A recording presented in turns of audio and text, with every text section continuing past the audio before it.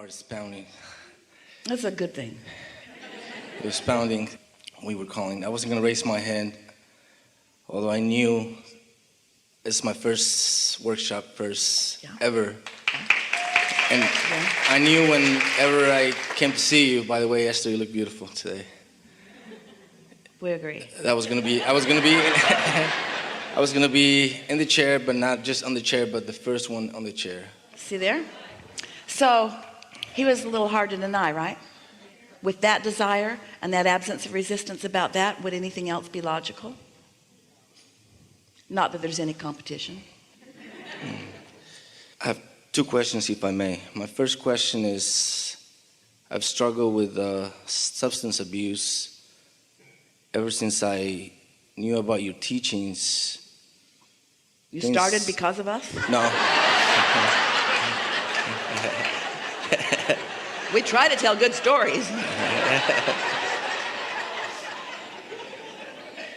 I've suffered through relapses through my entire life, and the last few that I had, you spoke with me, and you said, this is Abraham, but you can call me whatever you want to call me, as that name does not really matter at all. It's where you are. I felt I was in the vortex, doing there. And you did also say that I was in the vortex, but the continuous usage of it would never get me there. It was like that every time. The most important thing for you to take away from this conversation, let's just soften the word struggle a little bit, even though we know a lot of times it's felt like struggle, but let's just soften that word. And let's soften the word abuse too. And let's just acknowledge that what was really going on is that, now you tell us if we are accurate about this, of course we always are, that you're looking for some relief. Not knowing about the discord in your vibration, not really even knowing about vibration, not understanding meditation, not understanding about the cork floating, not knowing about your inner being, not knowing about the vibrational frequencies of this universe, not knowing that stuff, just living and feeling discomfort because of the way your thoughts had become oriented through your exposure to life. And so when you manage to get yourself stressed out, stretched vibrationally, then something that causes distraction or helps you to defocus does give you some relief, but it's not permanent relief or even good relief, in the sense that it doesn't stick because there was no deliberate focus involved in the changing of the vibrational frequency. We're going to give you a strange example, but you're going to like it. So let's say you are a lifeguard and you're committed to helping people not drown who seem determined to drown. Like Jerry. Say again? Like Jerry. And so you have hold of somebody who is just not only seeming determined to drown themselves, but to drown you too. So you just knock them out. Just knock them out. And for a while it goes better. In other words, now you can paddle them in. And so that's what a lot of people do with the drugs and alcohol and substances. It's their sort of last ditch way of just stopping the vibrational frequency that is the point of attraction. So when you sleep, your withdrawal of focus slows momentum. And don't use this as an Abraham recommendation to go get high on something, because that is not what this is meant to be.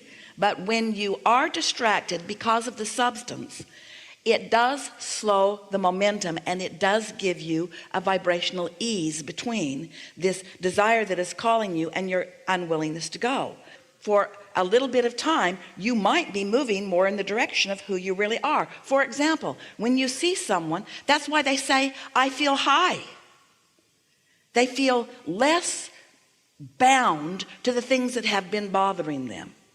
And so let's just start by not calling it abuse. Let's call it misunderstood attempt at relief that was not long-standing. So then all kinds of other things begin complicating it. We want to give you a picture of how life really works well for you. So contrast sometimes is hard, and it causes you to launch a desire, and your inner being gathers the cooperative components, and this desire gestates in this vibrational reality that we've been calling the vortex. And when you are in a state of clarity or in a state of joy, when you're not beating some drum, not calling yourself bad names, not focused on struggle, and not talking about self-abuse, when you are for some reason liking yourself a little bit, you receive an impulse or an idea. And when that impulse or idea comes, that is you in sync with you. Now, once you get a taste for that, and once you understand how you can accomplish that, what kind of thoughts you think in order to get into the receiving mode, and more important, you're able to personally witness and understand the correlation between how you're feeling and how things start turning out for you, then you're off and running. But if you are just feeling bad and then taking something, it's like putting Novocaine in your hand so that you can't feel the hot stove. It does solve the immediate problem, but there's a problem that comes next. This doesn't hurt at all, but what's that funny smell? And what am I going to do now that my fingers are gone? So you don't want to numb your emotional senses. You want them to be active so that you can guide your thoughts to harmonize with what's in your vortex, so that you can be the realizer of the things that you are asking for. So it does not matter where you've been. It doesn't even matter where you are. What matters is where you're going from where you are. And an understanding of how this all works will give you some reason to focus. It will give you some, what some want to call motivation. We would prefer to call it inspiration. The better you feel, the more good ideas will flow to you, and you will recognize that you got an idea. That's why you're acknowledging that you have reached that place where you've begun to receive answers from your own inner being. And the answers that you're getting in the beginning aren't answers of exactly where to go and what to do and what's happening. Those aren't the kind of answers your inner being wants to give you. The answers that your inner being wants to give you and will give you initially are you're good and you're whole and you're worthy and it's going to be all right and we're with you and hang in there and it's going to get better and be easy about it and don't be so hard on yourself and think thoughts that feel better to you. That's the stream of consciousness that your inner being is offering to you at all times. Now, this really matters.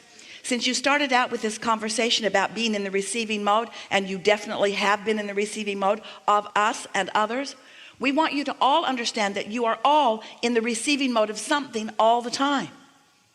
Because there are vibrational rivers and streams of frequencies and consciousness that are around you all the time. But the question that you want to ask yourself is, how do I feel as I am in this receiving mode? Because if you feel like some voice is saying to you to take up arms and go be vigilant and mow down a bunch of people, we promise you, you are not in the receiving mode of your source energy, but you are in some receiving mode. You're in that revenge receiving mode where rivers and streams of those who have felt disenfranchised have flowed thoughts, and every thought that has ever been thought still exists, you see. So you got to understand what your emotional guidance system is telling you, and then do your best to feel as good as you can feel, and then just follow the impulses that come. The most wonderful thing is when you recognize, as you watch the universe delivering nice thing after nice thing after nice thing to you. And we're talking about sweet children in the airport that just give you that look, or a sweet seatmate who just gives you a little piece of information that you were just wondering about, or on it goes. The stream of beneficiary, helpful thoughts and impulses that flow to you.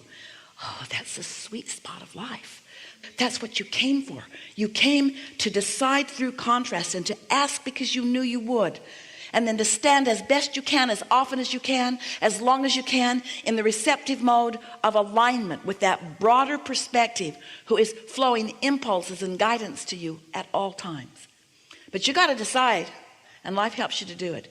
You got to decide to stop beating up on yourself, because if you decide that you're not good, or that you're not a receiver, or if you decide that you've done something wrong that is keeping you from being able to be the blessed one who can receive, then even though guidance and love is raining down all around you all the time, it's like you've got your umbrella up until you take some substance. Then you put your umbrella down so you feel a little better, but you don't make the conscious correlation. So it's not a progressive thing. You don't make a vibrational difference in yourself. You just allow yourself to be soothed for a minute, and that's not bad, but you don't hold yourself in an improved set point that then positively affects you later. That's why drugs are a good idea if all you want is relief, not such a good idea if you want relief to last longer than this moment.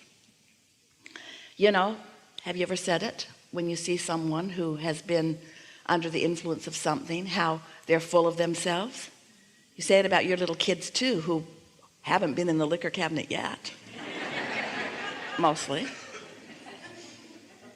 You're full of yourself. Well, that's what happens when you stop holding resistance. You allow more of yourself in. And so that's why sometimes you feel less inhibited. Sometimes you feel less self-conscious.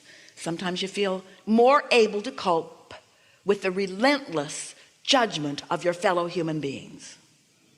You care less about what they think when you're less able to focus on what they really mean. I love you too, man.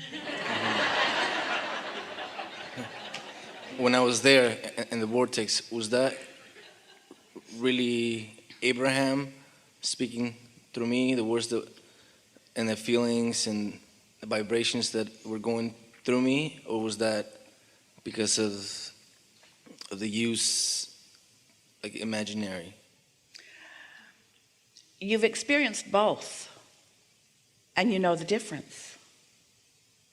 You've experienced both, and you know the difference. True alignment is more sustaining. We would not look for your connection with your inner being under the influence, because as you are acknowledging here, you can't sort it out.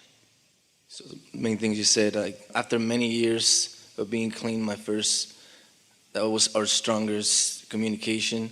You did say you will write a book, one of many, and that is. Wouldn't that be a book that others would like to read?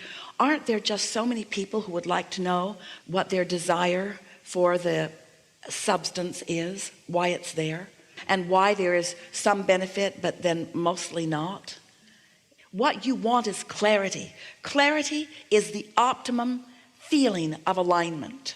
And so sometimes people under the influence of some things, Esther has never utilized any drugs, so she doesn't have a good vocabulary about it.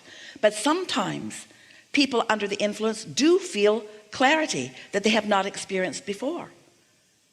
Jerry talks about a friend who, under the influence of something, was so full of himself and just rambled on for hours.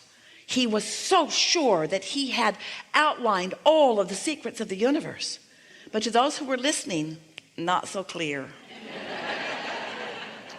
And so you really want to be able to translate this vibrational frequency of source energy into a physical, tangible equivalent that you can understand. Enough? Enough. Really good. Thank you. Really good conversation.